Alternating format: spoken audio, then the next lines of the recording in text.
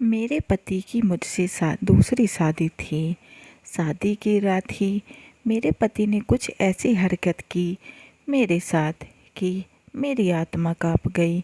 और फिर मुझे मालूम हुआ मेरे पति की पहली पत्नी को भी मरने के लिए मेरे सास ससुर व पति ने ही मजबूर किया था।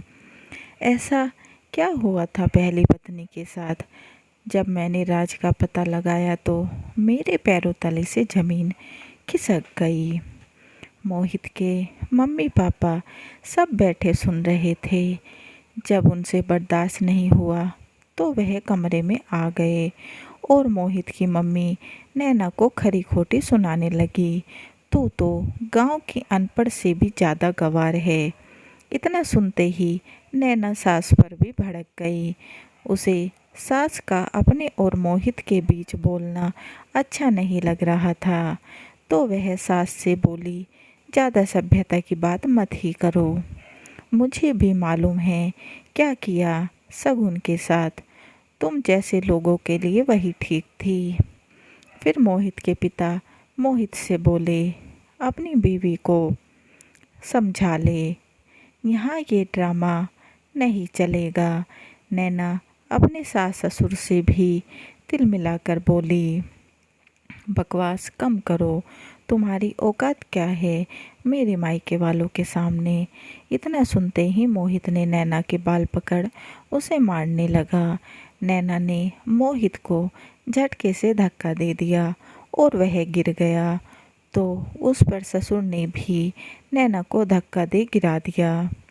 इस पर नैना ने गुस्से में आपा खो दिया और वह भागकर घर से बाहर आ गई।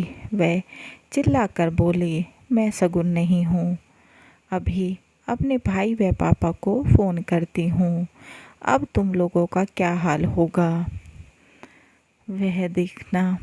इतना सुनते ही मोहित के पिता को होश सा आ गया और वह दौड़े दौड़े नैना के पीछे गए और उससे माफ़ी मांगने लगे। वह उसे समझाने लगे, ये घर तेरा ही है, हम बूढ़े बूढ़ी का क्या है, पता नहीं कितनी सासें बची हैं, तुझे और मोहित को ही आगे ये घर चलाना है। नैना जोर से बोली, क्या तुम भिखारियों के पास जो तुम्हारी संपत्ति है इतना तो मेरे पापा चलते फिरते खर्च कर देते हैं। घर शगुन के पापा ने बनवाया, घर का सामान शगुन व मेरे पापा के पैसों से भरा हुआ है। मोहित की माँ फिर नैना को आकर सुनाने लगी, तो मोहित के पिता ने उसे एक थप्पड़ मार भगा दिया। मोहित के पिता ने उसे एक थप्पड़ मार अंदर भगा दिया, क्योंकि उन्हें अपनी औकात अब समझ आ चुकी थी। नैना को सास के साथ ससुर का ये बर्ताव अच्छा नहीं लगा और अंदर दूसरे कमरे में जाकर दरवाज़ा बंद कर अपने पिता से फ़ोन पर सब बातें कह दी। मोहित पागलों जैसी हालत में कमरे में ही लेटा था। उसे बाहर क्या हो रहा था कोई मतलब नहीं था। अब क्या होगा यह सोचकर मोहित के पिता अब परेशान थे। फ़ोन पर नैना के पापा उसे समझा रहे थे, तूने अपनी जिद में ज़िंदगी बर्बाद कर ली। सबने कितना मना किया था इस रिश्ते के लिए, एक से बढ़कर एक अच्छे रिश्ते आ रहे थे। विदेश में नौकरी का मौका भी तुझे मिला था। पापा मोहित गलत नहीं है, नैना बोली। चुप, मैं एक शब्द नहीं सुनूंगा। अभी गाड़ी भेज रहा हूँ, घर आ जाओ अभी के अभी, उसके पापा ने कहा। आगे वह कुछ ना बोल सकी और फ़ोन रख दिया। नैना के पापा ने तभी मोहित के पिता को फ़ोन किया, जिसे देखकर वह घबरा गया और चिकनी चुपड़ी बातें करने लगा। वो समधी जी बच्चों के बीच में थोड़ी सी कहा सुनी हो गई। मैं ये सब संभाल लूँगा, आप चिंता ना करें। नैना के पापा कड़क आवाज़ में बोले, मैं कुछ पूछ नहीं रहा, गाड़ी भेज रहा हूँ, नैना का सामान पैक करवा दो। जब नैना का ससुर गिड़गिड़ाने लगा तब वह बोले, 2-4 दिन यहाँ रहेगी, मन बदल जाएगा तो वापस भेज देंगे। और फ़ोन काट दिया। ससुर आगे कुछ बोल भी ना पाया। कुछ देर बाद गाड़ी आ गई। वह नैना अपना थोड़ा सामान साथ लेकर चली गई। मोहित अपनी पुरानी यादों में खोया कमरे में ही पड़ा रहा। शगुन का उस घर में जीना दुश्वार हो गया था। सास ससुर पति सब मार पिटाई करते। एक बार फिर शगुन के घर वालों ने पंचायत बिठा दी और इस बार मोहित के पिता की योजना काम कर गई। बस मोहल्ले पड़ोस वाले भी शगुन पर आरोप लगा रहे थे, उसे चरित्रहीन बता रहे थे। भरी पंचायत में उसकी इज्जत उछाली जा रही थी। मोहित के पिता ने पंचायत में साफ साफ कहा, अब ये रिश्ता नहीं चल सकता, अब तलाक होना ज़रूरी है। दोनों अलग अलग अपने जीवन में खुश रहे, लेकिन इस बात से कोई सहमत नहीं था और शगुन को ही सब सुनाने लगे। उसके पापा ने साफ साफ शब्दों में कहा, क्यों हमारा नाम उछाल रही है? इस घर में तेरी डोली आई थी, अब अर्थी से ही विदाई होगी। शगुन रोते रोते बोली, झूठ बोल रहे हैं, मैंने ऐसा कुछ नहीं किया। इस पर शगुन की सास ने ड्रामा शुरू कर दिया। देख लो, भरी पंचायत में इतना बोल रही है तो अकेले में क्या हाल करती होगी। शगुन के पापा ने उसे कड़क आवाज़ में कहा, अब कुछ सुनने को ना मिले मुझे। पंचायत खत्म हुई और शगुन के पापा जाने लगे। तब शगुन अपने पापा से बड़े प्यार से गले लगकर बोली, पापा अब के बाद कोई शिकायत नहीं आएगी। ये आखिरी बार आपकी बेटी की वजह से आपको शर्मिंदा होना पड़ा। ऐसा लग रहा था शगुन के दिमाग में कुछ चल रहा है और वो अंदर से टूट चुकी है। इतना सुनकर शगुन के पापा को सुकून मिला और वो वापस चले गए। शगुन के पापा चाहते थे कि गांव समाज के दबाव में बस बेटी का घर बसा रहे, क्योंकि कोर्ट कचहरी में तो सीधा तलाक ही होगा। इधर नैना को उसके घर वाले बार बार समझाने की कोशिश कर रहे थे और उसके पापा ने बताया कि मेरी वहाँ के लोकल थाना इंचार्ज से बात हुई थी। शगुन ने आत्महत्या नहीं की थी, बल्कि उसे मारा गया था। यह सुनकर नैना हैरानी से बोली, लेकिन पापा, मैंने तो वीडियो देखी थी जिसमें वह अपनी खुदकुशी स्वीकार कर रही थी। नैना के पापा, बेटा, तुमने मेरी जितनी दुनिया नहीं देखी, यहाँ कुछ भी हो सकता है। शगुन के घर वाले चुप बैठ गए, इसलिए कार्रवाई नहीं हुई, नहीं तो सच सबके सामने आ जाता। नैना के पापा ने उस डॉक्टर को घर बुलाया जिसे मोहित का इलाज चल रहा था। उन्होंने मोहित की हालत बहुत गंभीर है, उन्होंने बताया। नैना ने पूछा, परेशानी क्या है उसे? डॉक्टर, उस दिन जो मुझे मालूम हुआ। नैना ने उत्सुकता से पूछा, क्या? डॉक्टर, मोहित ने तुमसे शादी किसी बड़े कारण से की है, सिर्फ प्यार के लिए नहीं। नैना, अब तो शादी हो गई है, फिर वह ऐसा क्यों कर रहा है? डॉक्टर, उसने कोई ऐसा गुनाह किया है जिसका बोझ उसके मन पर है। शायद वो अपनी पहली बीवी की मौत का जिम्मेदार है, अपने आप को समझता है। और नैना, तुम्हारा ख्याल तो उसके दिल दिमाग में दूर दूर तक नहीं है। उसको अपनी पहली बीवी का दिखाई देना इस बात का सबूत है कि वह शगुन का गुनहगार है। इस बात से नैना को अपने पापा की बात याद आ गई कि शगुन के हत्यारे ससुराल वाले ही हैं, इससे नैना का मन दर्द से भर गया।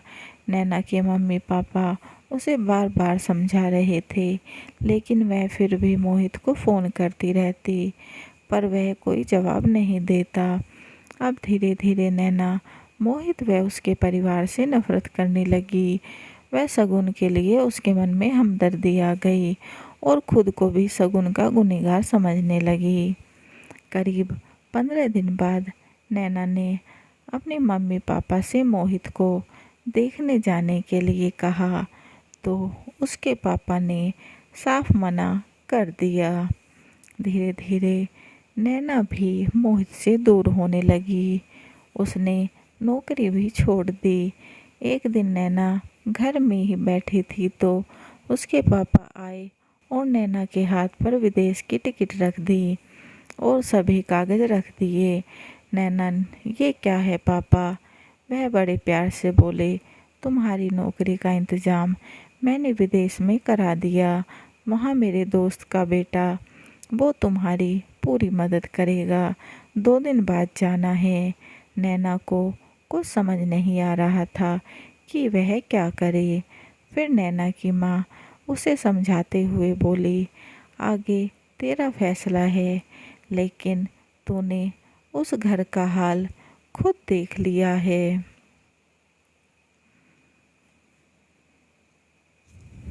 और अगर फिर भी तुझे वहीं ज़िंदगी जीनी है तो हमसे आगे कोई उम्मीद मत रखना।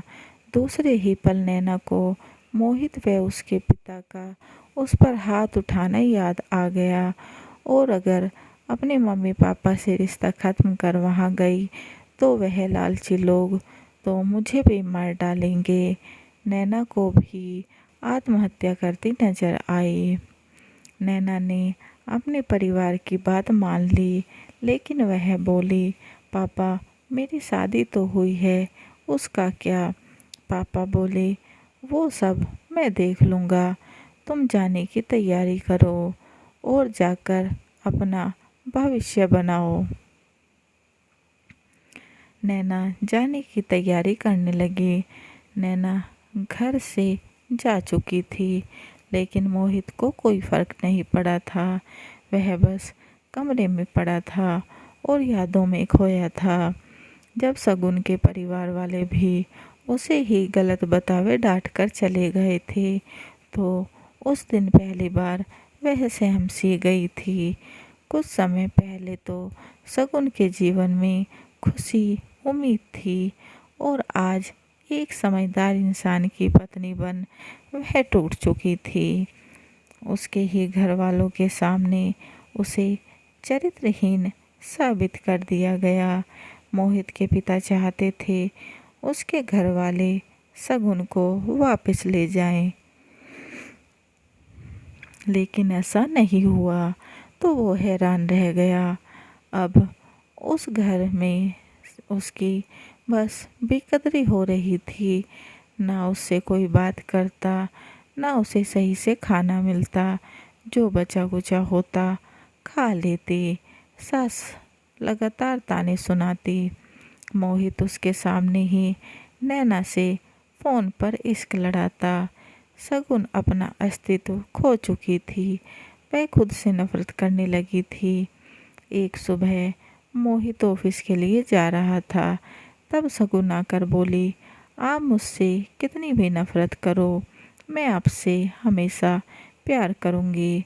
मोहित उसे देखकर बोला, कैसा प्यार? प्यार करती तो मुझे छोड़कर खुश रहने देती। शगुन की आंखें भर आई और बोली, इस प्यार पर तो दुनिया जहान कुर्बान। मोहित चला गया। उसी दिन मोहित के पिता का उसे फ़ोन आया। वह हड़बड़ाए हुए थे। वह बोले, तो घर मत आना। मोहित, क्या हुआ? पिता, शगुन ने खुदकुशी कर ली, और फ़ोन रख दिया। तभी मोहित ने अपना फ़ोन देखा तो शगुन का मैसेज आया हुआ था।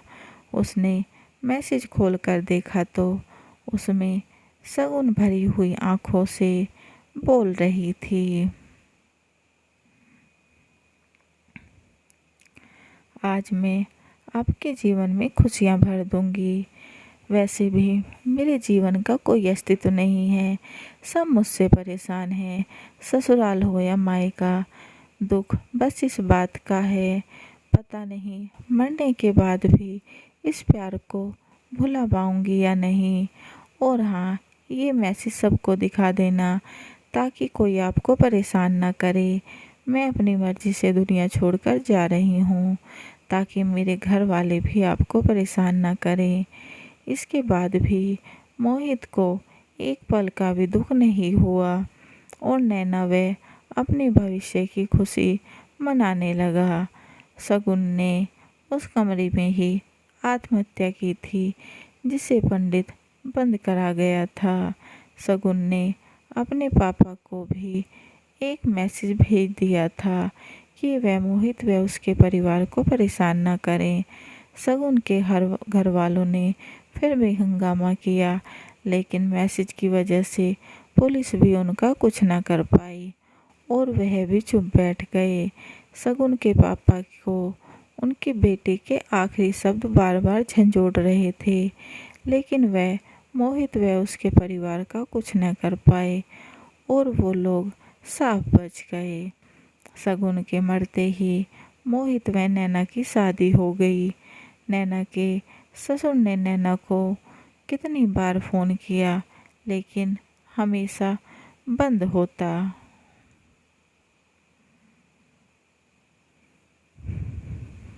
मोहित की हालत अब गंभीर होती जा रही थी।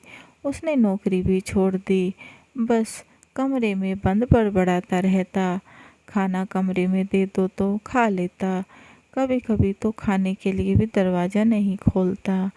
नैना को घर से गए 2 महीने बीत गए थे, तो एक दिन ससुर उसके घर पहुंच गए तो गार्ड ने उन्हें अंदर नहीं जाने दिया।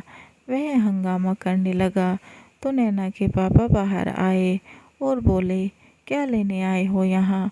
मोहित के पिता ने दिखावटी हंसी हंसते हुए कहा। वो बहू से बात नहीं हो पा रही थी। नैना के पापा ने कड़क आवाज में कहा, कौन बहू, कौन समधी?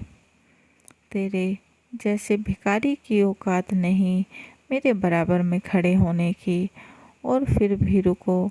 नैना के पापा अंदर गए और तलाक के पेपर लाकर मोहित के पिता के हाथ पर रख दिए। जो नैना ने गलती की थी उसे सुधार रहा हूँ, जाकर मोहित से साइन करवा देना, मैं मंगवा लूँगा। मोहित के पिता बोले, एक बार ये बात नैना बोल दे, ये उनका जीवन है, हम कौन होते हैं फैसला लेने वाले। नैना के पापा हंसकर बोले, नैना ने फैसला ले लिया है और इस समय वो विदेश में है। आप चुपचाप साइन करा देना, नहीं तो सही नहीं होगा। मोहित के पिता चुपचाप पेपर लेकर घर आ गए, क्योंकि वह नैना के पापा का रुतबा जानता था। मोहित कमरे में था तो पिता ने उसे आवाज़ दी। मोहित ने दरवाज़ा खोला तो पिता ने पेपर उसे दे दिए। उसके पिता बोले जा रहे थे, तब तक मोहित ने पेपर साइन कर पिता को दे दिए और कमरे से बाहर निकाल दरवाज़ा बंद कर लिया। मोहित की ज़िंदगी बस अब उस कमरे में ही सीमित हो गई। दुनिया को लगता था वह पागल हो गया है, अपने आप से बातें करता है, लेकिन वह शगुन से बातें करता था। सबको वह अकेला लगता, लेकिन शगुन हमेशा उसके साथ होती।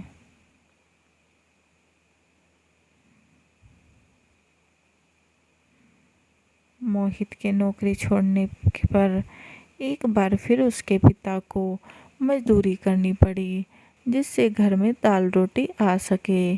मोहित के पिता ने उसका इलाज भी करवाया, लेकिन कोई फ़र्क नहीं पड़ा।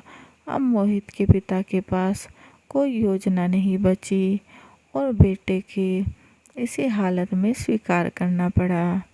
मोहित के पिता के लालच ने उन्हें वहीं लाकर खड़ा कर दिया जहां से उन्होंने शुरुआत की थी। शगुन मोहित का साथ छोड़ आगे बढ़ गई और मोहित के लिए शगुन के प्यार को मौत भी कम ना कर पाई। कहानी कैसी लगी कमेंट बॉक्स में ज़रूर बताएं और चैनल को लाइक एंड सब्सक्राइब करना ना भूलें एंड बेल आइकन को ज़रूर दबाएं ताकि ऐसे ही अच्छी अच्छी कहानियों के नोटिफिकेशन आपको मिलते रहें। And please guys support my channel. समाप्त।